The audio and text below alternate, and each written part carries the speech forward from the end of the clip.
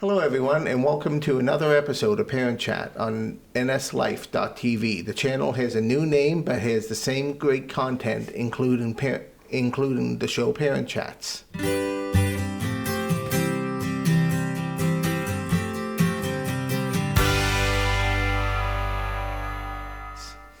I'm so pleased to introduce our guest, Graeme Hossack. Graeme is a busy guy. He's a father, a high school teacher, a lacrosse coach, and a professional athlete. He's the assistant captain and number 4 of your Halifax Thunderbirds of the National Lacrosse League. Graeme plays defense and has earned many honors, including Team All-Star, Defensive MVP honors, as well as the National Lacrosse League Defensive Player of the Year, and many more. As you can tell by my jersey, I'm a huge Thunderbirds fan, and I enjoy being a season ticket and watching all the games. Today, we will also get to know more about the person Graeme and the sport of lacrosse. The Thunderbirds provide wonderful family entertainment and are competitive in every game. You can often see the players interact with the kids by banging on the boards after a big goal or a big game victory. They play intensely, but these guys are good guys and have families and careers. The Thunderbirds are currently ranked number 5 in the National Lacrosse League. I encourage you to get out and see some of their upcoming games in later March and their final game of the season in April 5th, and hopefully a playoff game at the Scotiabank Centre. Welcome, Graeme, and thank you for coming today. Thanks for having me. Graeme, please tell us about yourself and your lacrosse career, and also your family.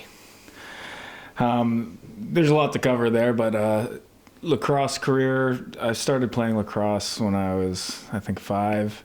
My parents stuck me in it with my brother. When we were 5, it was a sport that allowed us to get our energy out.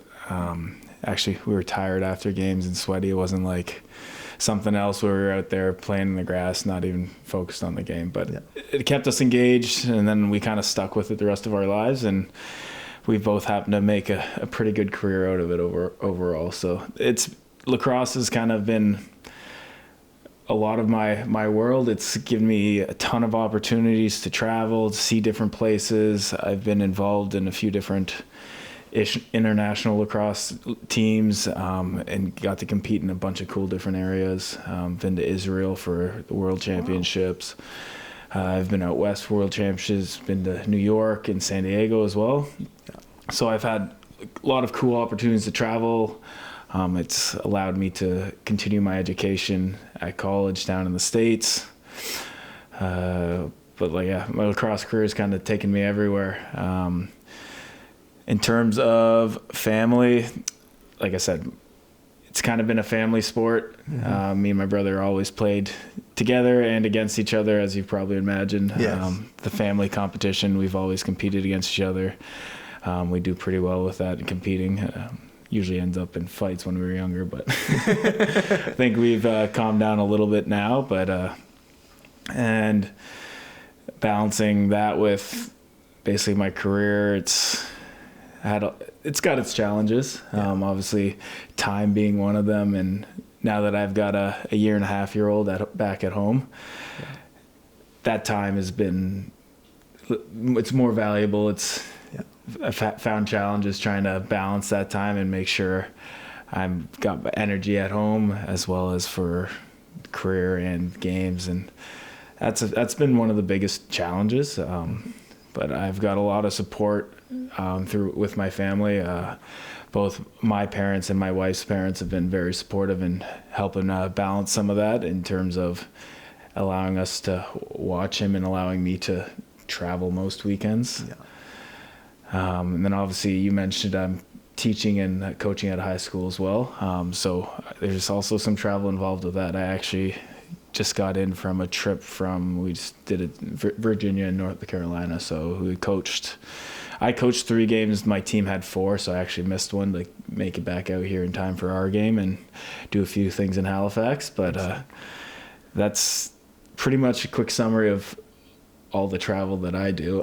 Wow, that's excellent. And it's amazing the opportunity that sports can give. I mean, lacrosse, but there's other sports as well, that when you enroll your kids into these sports and they excel at them, there's a lot of opportunities and a lot of places to see that you were able to. We had a snowboarder, Tristan, on the last show, and he was planning on going to Italy for a competition.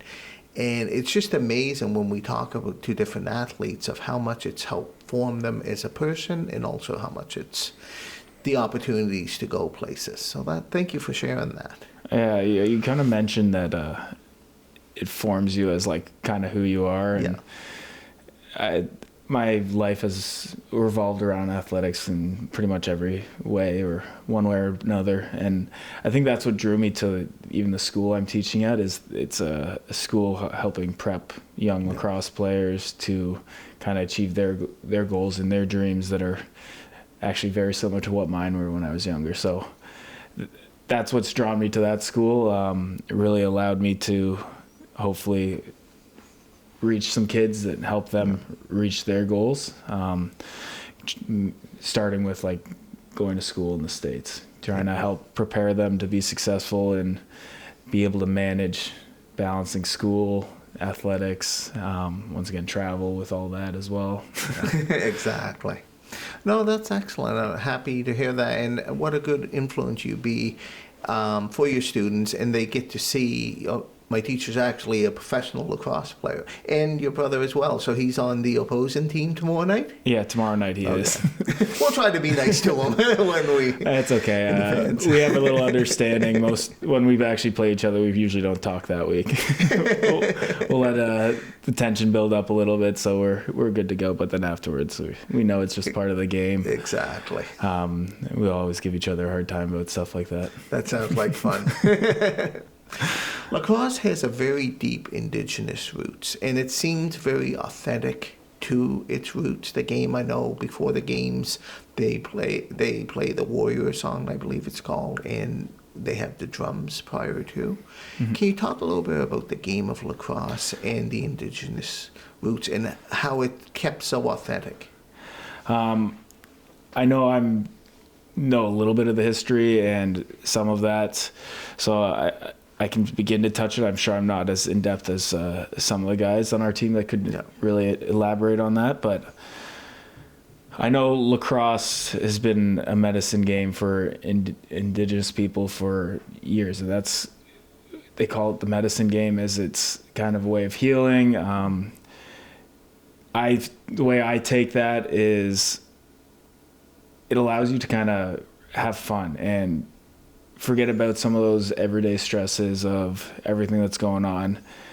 And I know a lot of times we're competing to try and win a championship. But I find sometimes when you get into the heat of it, or when things aren't going your way and you get frustrated with things, you can really come around, kind of reset yourself and start enjoying the game for what it is, and kind of the beauty that's in it. It's a fast-flowing, physical game. There's so many different aspects to it.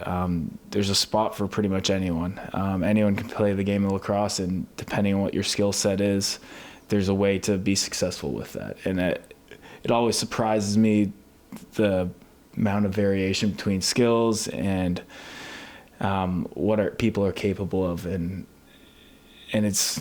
You can call it like a bit of an art form, the way some of the old guys think about getting the ball in the net, right? I always find it, I'm going to say it's beautiful watching the offensive players, the way they move the ball, how smoothly they can, and to get it in the back of the net. It's actually pretty cool. It is. And then, so I'm just going to use Cody Jameson as an example. I always like to pick his mind. We're kind of opposite ends of the field. The way he looks at the game is very different than the way I look at the game. As a defenseman, I'm trying to keep them from doing that or limit their ability to be creative. It's funny. There is aspects to it that I have to think about that are different than him. And it's always funny to have those conversations about how he talks about shooting the ball. He's like, I want to get the goalie to move to a certain spot, and then I shoot it around him. And it's actually really cool to see, especially when they slow down some of those shots. And I think he scored the first 3 goals last week. He did. And once again, he's a fantastic player, and all of our offensive players are very talented and can do that. It's just I've had a ton of conversations with him about it, and I'm sure he likes picking my brain, trying to get the little secrets of what I try and do to prevent some of that. Exactly. You're on defense, he's on offense, and he's team captain, is he not? Yes, he is. Yes, yeah.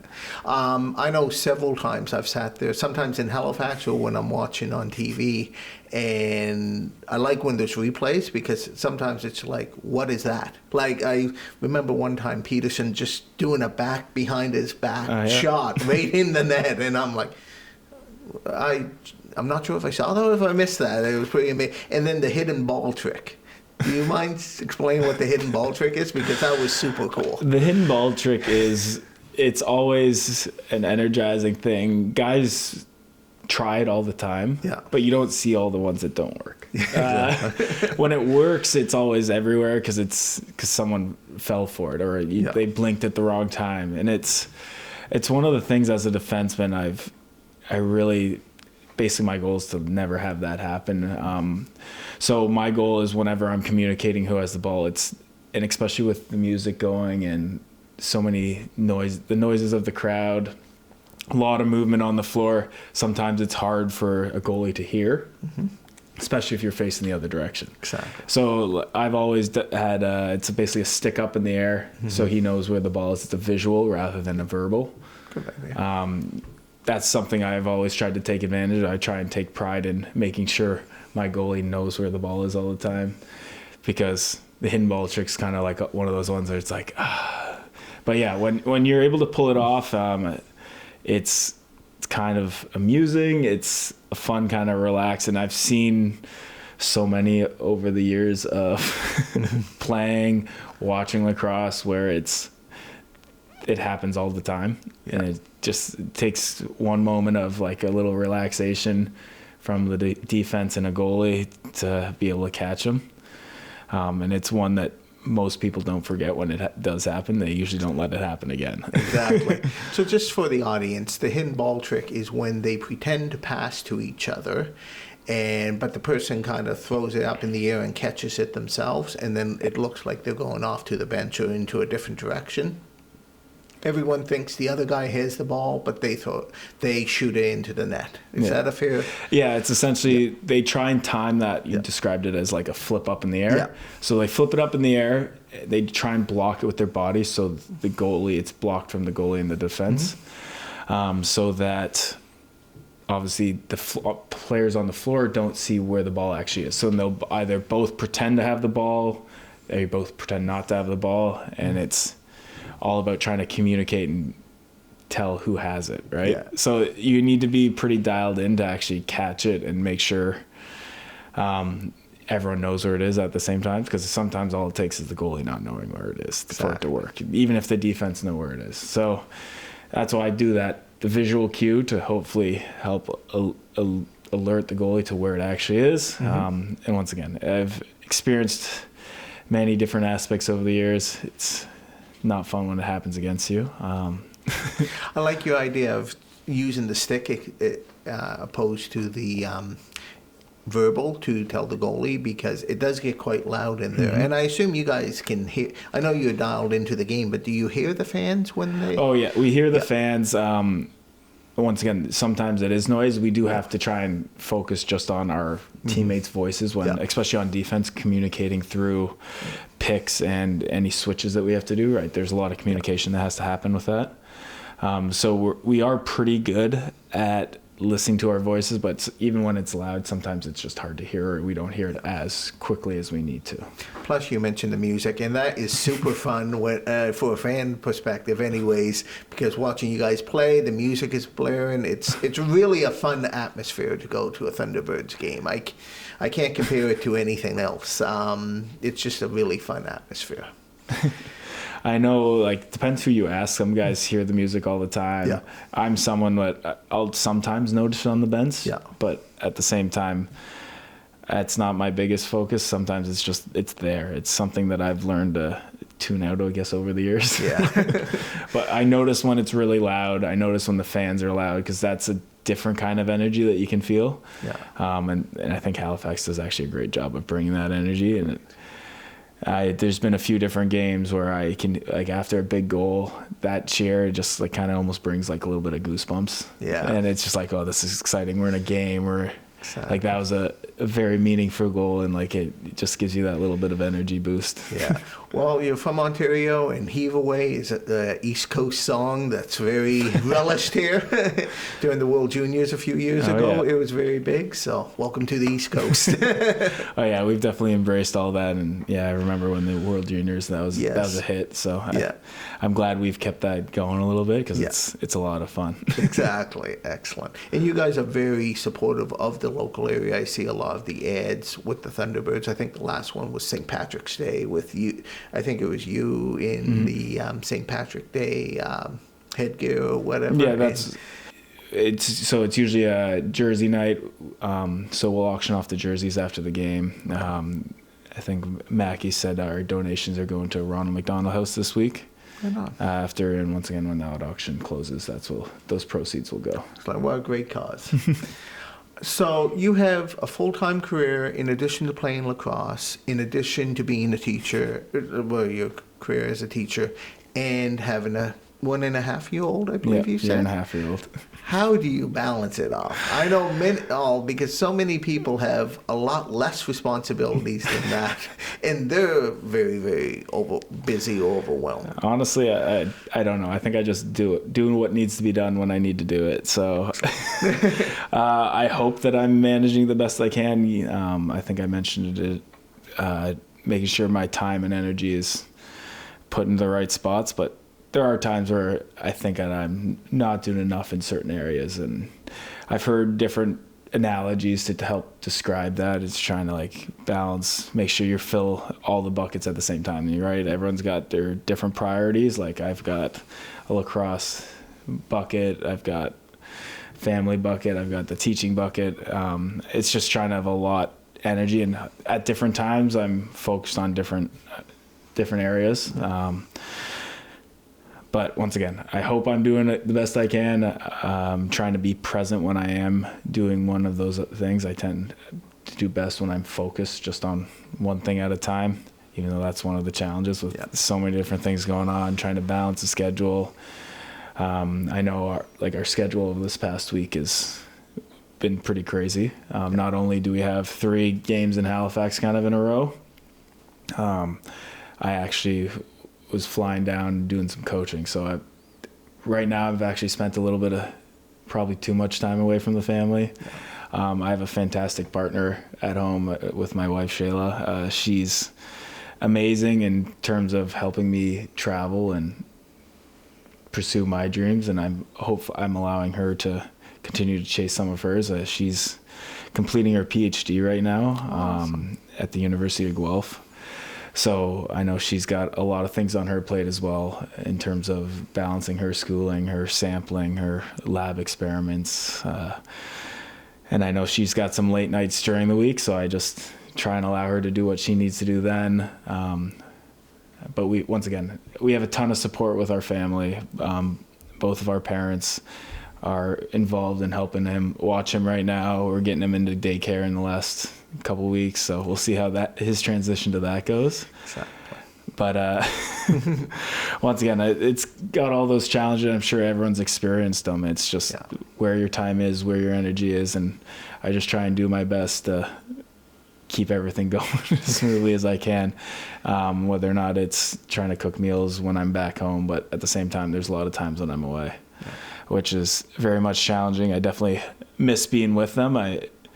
I know, like I said, we're doing some traveling. They're actually doing a little bit of a road trip that I'm going to meet them down on towards South Carolina this week. So they're doing the big drive down.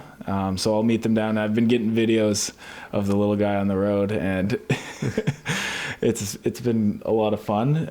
He's making me laugh a little bit. He's eating his hard-boiled eggs on the road. And then just him experiencing all those new things. So like I do awesome. Miss stuff. But once again, my wife's been great in sending me some videos, so I get little snippets of what they're up to, him running around in the park. So last night, I know I was on a little video call with him, and he was up a little bit late, but his sleep schedule gets messed up every once in a while, especially with the time change right now.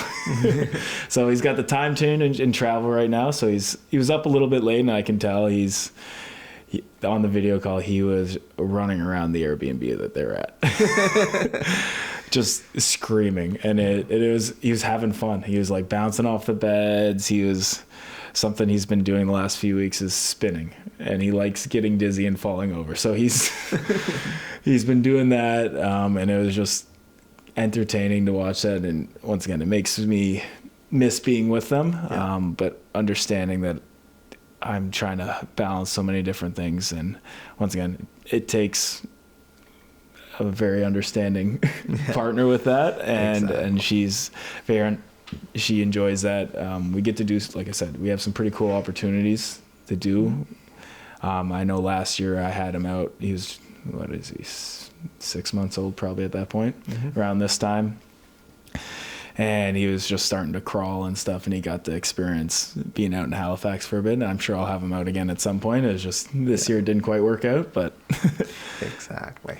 No, that sounds great. It sounds like you guys really support each other. You and your partner support each other really well, and have a team effort there. And I really liked what you said about being present, because I think that's so important. And I can be guilty a lot of times with cell phones and stuff like that, of just, I'm half there, I'm half in a conversation. And I think you're right. To do something well, I'm starting to learn that myself. You need to be present, get this done, and then move to your next bucket. Yeah, and by no means am I perfect. I know I'm saying that, but there's times where I'm trying to quickly do something on my phone, and then he'll like come up and want to be on my phone, and then I'm like, oh yeah, I need to come back and actually be where I am. So good news is you're never on your phone when you're out at the game, because you're always intense there. Yeah, they don't put pockets in our shirts. Maybe that's why. I noticed that after a big goal, or if you win the game or whatever, a lot of times some of the players will go and run around the edge of the field and just kind of clap hands through the glass with the younger fans and what have you. Can you talk about how important it is to the players to have those younger fans, and to all the fans, but especially there seems to be a rapport with the kids that come out and cheer you on? Yeah, I know at the end of the game, it's more of us showing that appreciation for everyone coming out. We're trying to, essentially, it's a way of thanking the fans for the energy they brought that game. I know after big goals, guys will hit on the glass, and that's just an excitement thing, especially if you're coming with some speed. Yeah. You kind of run out of space, so that's a way of helping stop your momentum, and I think it looks pretty cool. It does. And it's a way of like being entertaining as well. And once again, I know all the fans like that sort of thing. It's part of the entertainment aspect to it. But sometimes it's just that emotional outburst from guys, like they're just showing pure excitement, and they're fired up to just put the ball in the net, and they want to keep that energy going. They want to get the fans into it that little bit more. So that's part of what that is. And but our appreciation for the younger fans. Lacrosse isn't a huge sport, right? So we're constantly trying to grow the game, show our enjoyment to the younger audience as well, because once again, a lot of that engagement comes from a younger audience that has played at some point, and showing that lacrosse is a very fun game and that anyone can play it. So that's part of what we do when we are in Halifax. So when a group of us come out early, we'll do like a Sticks for Kids. So we'll go into different schools and just introduce them to the game of lacrosse. It's a little bit of fun, trying to teach them passing and catching, some of the basic skills, picking up loose balls. and then play a couple games with that. Like we'll do a little relay race, have the kids running around, hopefully enjoying themselves and trying to share some of the game that we all love and grew up loving with the next generation, because ultimately that's what's going to continue to grow the game. That's a thing that's thrown around lacrosse a lot, is growing the game. And that's essentially going to be what we're trying to do, is trying to share it with as many people as possible.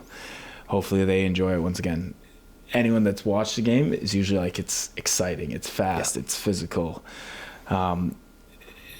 They're trying to understand the rules, but that's once again because it's not as popular a sport. No. So hopefully sharing that with as many young kids, they can grow up watching it, they'll know the game their entire lives, that sort of thing. And once again, we're trying to do our best to just share our passion with the young generation, whoever we can, basically. And one point that I think is really important, that because it is a great game, it is fun to watch it grow, and with the roots of it that we were speaking of earlier, it's got a historical value. But what they see at the Scotiabank Centre on a Friday night, where it can be quite intense and a lot, and if I have a little 5-year-old or 6-year-old I want to teach lacrosse, that's not what they're going to be doing. It starts in a very gentle way. Is that a fair?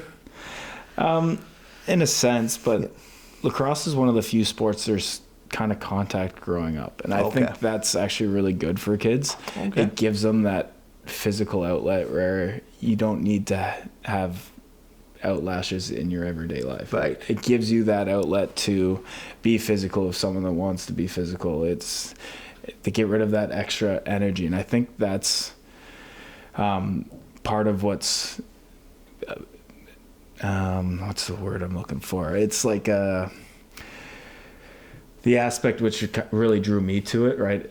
And why my parents enjoyed us playing it when we were younger, because it gave us that outlet. As kids, me and my brother we're just high energy kids. I'm sure we were more than a handful, and I'm seeing it a little bit with my little guy, just how much energy he has, and finding ways to use up that energy and have that nice safe outlet where you can be physical, you can learn basically what's too far or what's not, like what's going to hurt someone, what's not. Having that outlet and basically free, like experimenting and testing and learning, I think is great for young kids.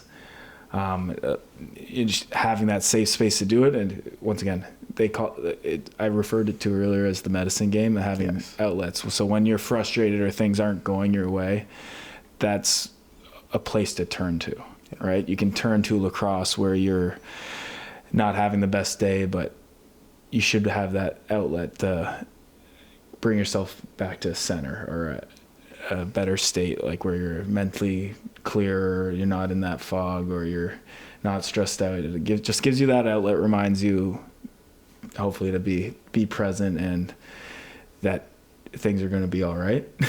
That's excellent. No, that's really important. And it's a good option for parents to actually know that's out there. They can look in their local communities for opportunities to see, to play lacrosse. And it's something that it seems to be a respectful game too. I know you guys play hard and everyone hits each other but you guys are wearing shorts, you're wearing the jersey, I'm sure there's pads underneath or whatever, but there seems to be a respect. I don't see a lot of overly dirty play. Yeah, there is that level of respect. Once again, lacrosse is a relatively small community. I was just mentioning earlier, I've pretty much played with almost anyone and with or against someone at some point.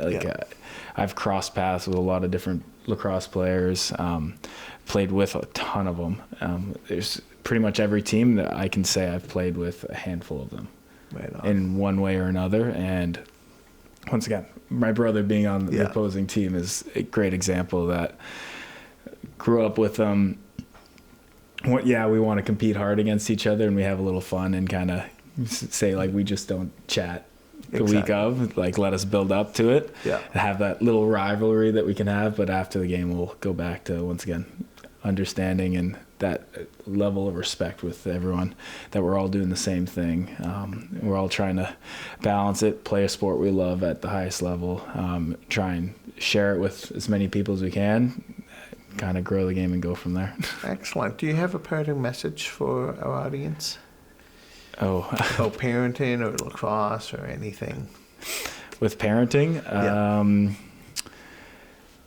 I'm just learning it for the first time too, so it's hard to say. If I have no idea if I'm doing things right. I like to think I'm doing a pretty good job, but at the same time, I don't think anyone's perfect with everything, so it's just a matter of doing your best, being present when you can, and trying to enjoy the moments that you have. And once again, there's moments with my little guy that he definitely pretty much brings a smile to my face every time, and and I just want to be able to enjoy those moments. And I know it's already been a year and a half with him, and that time is already it feels like it's flying by. I know it's short, so I'm just trying to enjoy as many of those moments as I can. Remember the things he was learning around this time, trying to be able to tell him stories of what he was like when he was younger. That's a great message, and it's so true. It does go by fast, so enjoy every day that you can, every year, and thank you for sharing that. Oh, thank you.